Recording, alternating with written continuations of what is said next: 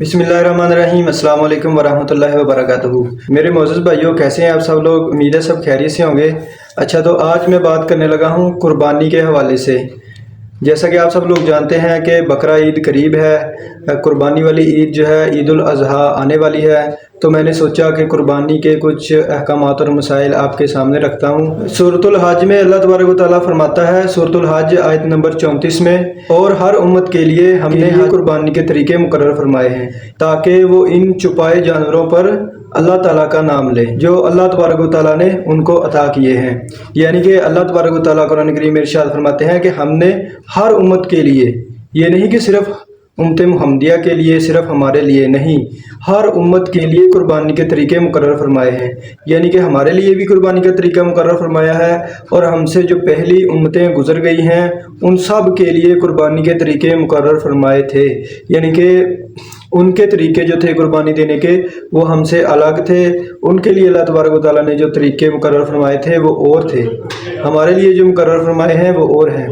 लेकिन कुर्बानी हर उम्मत ने दी है, हमसे पहली उम्मतों ने भी कुर्बानियाँ दी हैं, और हमें भी हुक्म है कुर्बानी देने का, जानवरों की कुर्बानी करने का, छुपाए जानवरों की। अच्छा, तो मेरे भाइयों, एक सवाल जो अक्सर लोगों के जहनों में होता है कि एक घर की तरफ से कितनी कुर्बानियाँ होनी चाहिए। कुछ लोग जो होते हैं वो एक वालिद के नाम की कुर्बानी, एक बच्चों के नाम की कुर्बानी, इस तरह करके कुर्बानियाँ देते हैं। और कुछ लोग जो होते हैं वो फौत शुद्दगान की कुर्बानियाँ भी शामिल करते हैं। मेरे भाइयों, कुर्बानी सिर्फ ज़िंदा लोग ही देते हैं और उनकी तरफ से ही होती है।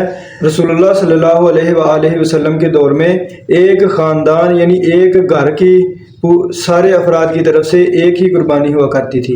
जामिया तिरमिज़ी में हदीस है 1505, हज़रत अता बिन यसार रज़ी अल्लाह अन्हु हज़रत अयूब अंसारी रज़ी अल्लाह अन्हु से पूछते हैं कि रसूलुल्लाह सल्लल्लाहु अलैहि वसल्लम के ज़माने में आप लोगों की कुर्बानियाँ कैसी हुआ करती थी।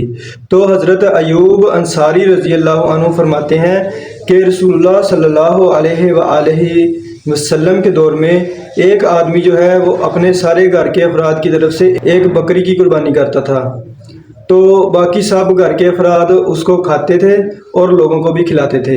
यानी कि रसूलुल्लाह सल्लल्लाहु अलैहि वसल्लम के दौर में एक ख़ानदान की तरफ से, एक पूरे घर की तरफ से एक ही बकरी कुर्बानी के लिए दी जाती थी, और सब घर वाले उसको खुद भी खाते थे और लोगों को भी खिलाते थे। तो मेरे भाइयों, अगर कोई लोग इस्तिताअत रखते हैं, उनमें ताकत है, हिम्मत है ज़्यादा कुर्बानियाँ करने की, तो वो शौक़ से कर सकते हैं।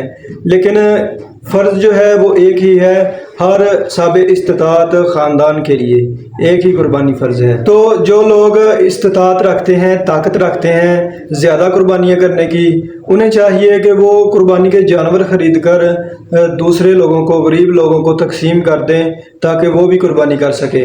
क्योंकि रसूलुल्लाह सल्लल्लाहु अलैहि वसल्लम के ज़माने में भी ऐसे हुआ करता था, और रसूलुल्लाह सल्लल्लाहु अलैहि वसल्लम कुर्बानी के जानवर तकसीम किया करते थे। सही बुखारी में हदीस है 5547 नंबर हदीस, जिसमें ये जिक्र है कि रसूलुल्लाह सल्लल्लाहु अलैहि वसल्लम कुर्बानी के जानवर जो है वो तकसीम किया करते थे। यानी कुर्बानी के जो जानवर आप सल्लल्लाहु अलैहि वसल्लम के पास होते थे वो अपने सहाबा में तकसीम कर दिया करते थे।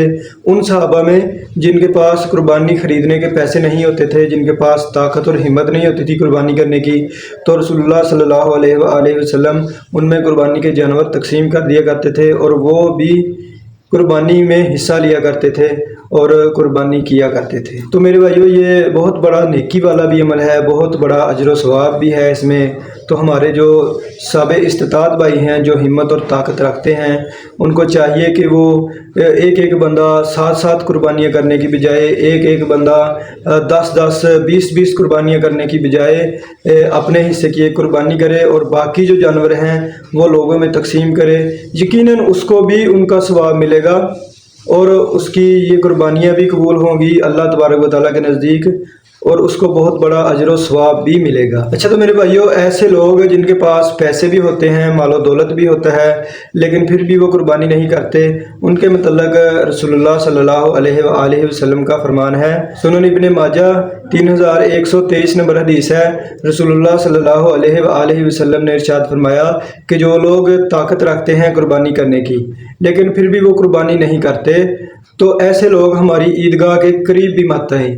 یعنی کہ ایسے لوگ جن کے پاس پیسے بھی ہیں، مال و دولت بھی ہے، قربانی کر بھی سکتے ہیں، ہمت طاقت بھی رکھتے ہیں، لیکن پھر بھی وہ قربانی نہیں دیتے، اپنے پیسوں کو بچا بچا کر رکھتے ہیں، جوڑ جوڑ کر رکھتے ہیں، کنجوسی کرتے ہیں، تو ایسے لوگوں کے متعلق رسول اللہ صلی اللہ علیہ وآلہ وسلم نے فرمایا کہ وہ لوگ ہماری عیدگاہ کے قریب بھی مت آئے۔ تو میرے بھائیوں، ایسا نہیں کرنا چاہیے۔